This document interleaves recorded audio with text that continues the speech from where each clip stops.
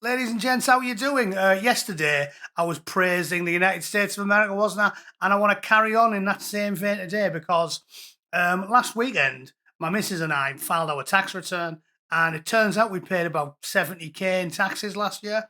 It's a lot of money, but we've had such a good year, I don't mind paying it. Fully aware that my tax burden's a lot less here than it is back across the pond. So we've had a fantastic year. It's amazing living in the United States. Now, you might wonder, why are you telling me this, Bootneck? What's this got to do with anything? Well, as always, I'm going to make a point, aren't I? What I'm trying to do is juxtapose my immigrant experience alongside a typical one across the Atlantic in the UK or Ireland. For example, here's a sterling specimen from Paddy J. Manning on X. 24 previous convictions, attacks a family travelling on the Dart, punches an 11-year-old boy in the face, all while he's on bail for other offences, and then he walks free from court. Yes, that's how you make public transport safe. Judge Orla Crow strikes again. And then look at the clip of that inbred. Look at the clip of him. 80% of his face is on 10% of his body. He's got an head like a 50-pence pea, but a face like a penny. Doesn't make any sense to me. Clearly a result of relative rattling, if you ask me. Anyway, we'll read the story, we'll have a good laugh, and I'm sure it'll cheer everybody up because, you know what? Misery loves company.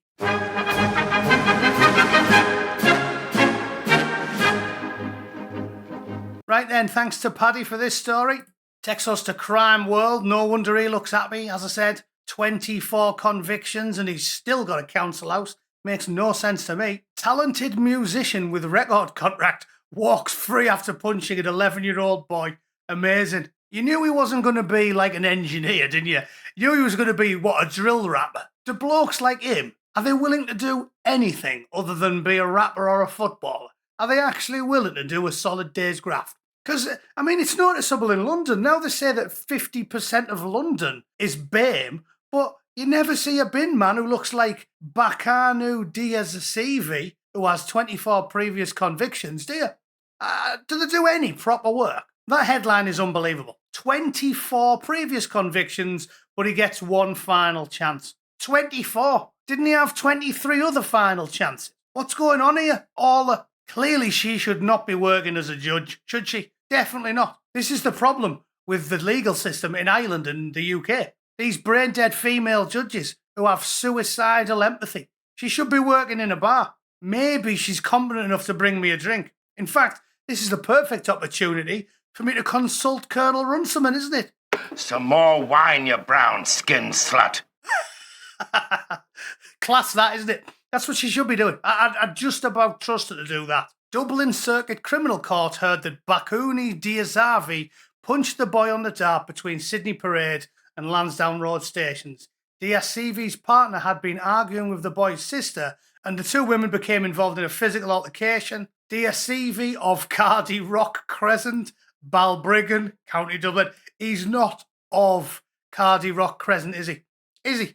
He's called Bakuni Diazavi. Of course he's not of Cardy Rock Crescent, you silly twat. If you think he is of Cardy Rock Crescent, I am sorry to inform you that just like Mr. Diazavi, you do not know the way.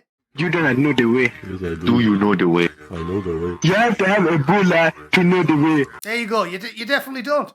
Definitely not. He's about as Irish as Gandhi. And no, Gandhi wasn't Irish. Just clarifying for the Guardian readers amongst you. He was on bail for another offence at the time and serving a suspended prison sentence. So I'll stop you there. If he's serving a suspended prison sentence and he's been arrested for punching a little boy in the face, shouldn't he then go to prison for the entirety of the suspended prison sentence? Isn't that how it works? No, it's not. No, if you've got an head like a meatball and an unusually tiny face because you hail from somewhere on the continent of Africa where shafting your relatives is commonplace, are the rules different? Yeah, I thought there might be. Again, nice to see the Irish are copying their English cousins. Brilliant. And here he is breaking into dance just after he got let off for the 24th time. Love that. Judge Orla Crow said it was hard to understand how a situation could break out where people would punch a boy in the face, but it did. Having reviewed the facts of the case And DSCV's personal circumstances, yes, those circumstances are being black in Ireland, definitely worthy of a soft touch if you're unlucky enough to be black in Ireland. She said the court was going to give him one final chance, imposing an 18-month sentence suspended, just like the last one was suspended. So basically, it doesn't matter what you do in Ireland. If you're black, you don't go to jail. Very strange rules, them, aren't they? The court heard that the incident occurred because they sat down adjacent to the boy and his sister and the mother, and they were speaking in Polish and laughing. So because he was laughing, the ill-tempered inbred said, "What the F are you laughing at?" And at that point, the sister told him he was only 11, so DSCV punched him in the face anyway. Nice one. Sounds like a splendid chap, doesn't he? DSCV has 24 previous convictions, including 13 for road traffic offences, so he'll kill someone shortly in his car, and all will have blood on her hands, 9 for public order offences, and 1 drugs offence. So 24. I've been in America for 12 years, and I've got zero. It's weird how that works, isn't it? Very odd. And don't worry, I got some more stories alluded to by Paddy, whereby more nefarious criminals were treated with kid gloves by this brain-dead judge. Just some of them include Austin Obadiah being found in possession of a massive collection of appalling kiddie abuse material. Obviously, he was given a suspended sentence because you can't jail a black man for that. Not in Ireland. We've also got a man who was given a suspended sentence for a brutal assault on his partner. He'd been on the lash for 5 days and he inflicted multiple appalling injuries on the woman.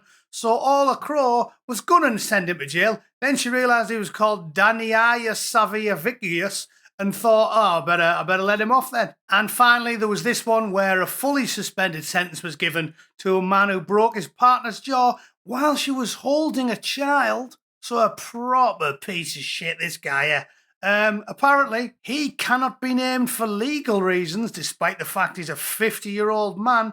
But I dare say if he was to be named, it wouldn't be Seamus McGinnity or Patrick O'Hara. No, I dare say it'd be something along the lines of Umbutu Weto, because why else would they say you can't name a 50-year-old for punching a woman's face in? And I think I'll rest my case there. Ireland, like the UK, is led by political ideologues, brainwashed, woke deviants who will not mete justice out to the scum that they have purposely imported to brutalise women and children across the British Isles with impunity, because as we see here, they get arrested 24 times and they still won't send them to prison. So if this fella breaks into your granny's flat, robs a biscuit tin and then donkeys one into her, take solace from the fact that Judge Orla will be facilitating this behaviour until time immemorial. Marvellous. Thanks for tuning in, ladies and gentlemen. I will put links down there to all of the stories I've covered because I like to cross my I's and dot my T's. And I'll see you all tomorrow. Toodle pip. Cheers.